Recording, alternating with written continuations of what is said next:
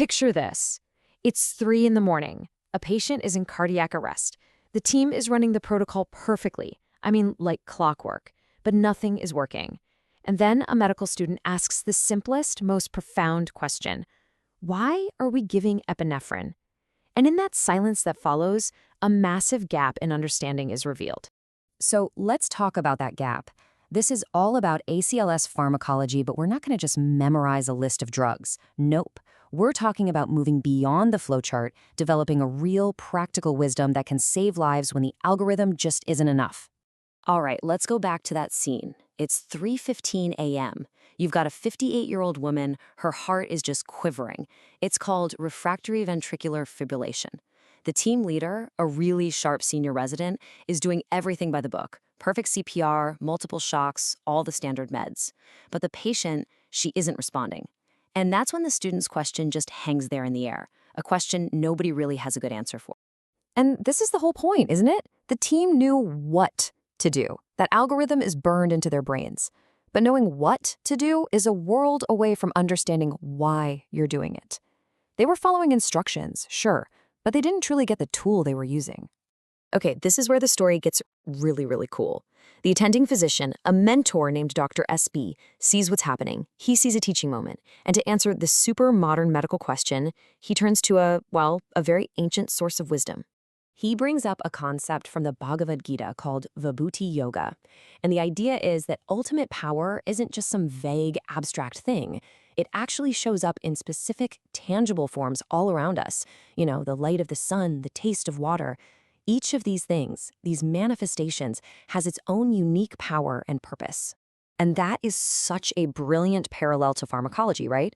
Every single drug we use in a code, epinephrine, amiodarone, sodium bicarb, it's like one of these manifestations. Each one is this concentrated form of power with a very specific job, a specific purpose, and a specific nature. So to use them wisely, you can't just know their name, you have to understand their very essence. So how do we get there? How do we go from just memorizing protocols to actually understanding? Well, Dr. SB gives them this simple but incredibly powerful framework to understand the true nature of any medication. He calls it the 5 points of power. This framework is everything. For any drug you give, you should be able to nail these 5 questions. First, mechanism. How does it actually work at a cellular level? Second, indications. When precisely should you give it? Third, evidence. What's the actual proof that it works? Fourth, dosing. How much and how often? And finally, harms. What's the downside? What could go wrong? Being able to answer these is what takes you from being a technician to being a master. So let's put this framework to the test, right? We're going to apply it to the drug that started this whole conversation, the most common medication in any cardiac arrest, epinephrine. Let's find out the real nuanced answer to that student's question. Okay, so the basics. Let's get these out of the way. Mechanism, its main job is through its alpha effects. Basically, it clamps down on blood vessels. That big squeeze increases pressure and shunts what little blood is flowing during CPR to the 2 places that matter most, the heart and the brain. Indication, simple, all cardiac arrests. And dosing, 1 milligram every 3 to 5 minutes. Easy enough, right? And here's the evidence, the big why we use it. The data is crystal clear on one thing. Giving epinephrine makes it more likely you'll get the heart to start beating again on its own. We call that ROSC, or return of spontaneous circulation. And that's why epi has been the standard of care for decades. But, and this is a big but, there's a catch. And here it is. This is the crucial nuance. While epi is great at restarting the heart, the evidence that it helps patients walk out of the hospital with their brains fully intact is, well, it's just not there. And that is a huge, humbling fact in resuscitation. Think about it. We can get the engine to turn over, but we can't actually prove it helps the driver get home safely. So, what does that mean?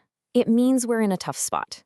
We use epinephrine because it's the best tool we have for that first critical step, getting a pulse back. We just don't have a better alternative. But we do it knowing full well that it is a deeply, deeply imperfect tool. And that is the honest, complete answer to that 3 a.m. question. Understanding that imperfection, that's what separates the true pros from everyone else. Because sometimes the protocol isn't just imperfect, it's the completely wrong tool for the job. And in those moments, deep understanding becomes a literal matter of life and death. So you really have 2 types of clinicians. You've got physician A, who's basically a robot. They give epi because the algorithm says so, period. But then you have physician B. They understand the why. They know the goal is to increase blood flow to the heart. They know the limitations of the evidence. Now, who do you think is better equipped to handle a crisis when the flowchart hits a dead end? Let's look at a real case from Dr. SB. A 28-year-old collapses. He's in VFib that just will not stop. They are doing everything by the book. I mean, perfect CPR, shocks, epinephrine, amiodarone, and nothing. The algorithm is completely failing this young man. So what in the world is going on here? The protocol isn't working. What piece of the puzzle are they missing? This is where understanding the disease, not just the rhythm on the monitor, becomes absolutely critical. Dr. SB starts digging. He finds out the patient was just started on a tricyclic antidepressant, and he knows that an overdose of this specific class of drugs causes a sodium channel blockade in the heart, which makes it resistant to standard treatment. You're not going to find a box for that in the standard algorithm. The specific antidote, the one manifestation needed for this one specific problem, is sodium bicarbonate. He gives it. The very next shock, it works. They get a pulse back. And the patient doesn't just survive. He walks out of the hospital, brain totally intact. That, my friends, is the power of wisdom over algorithm.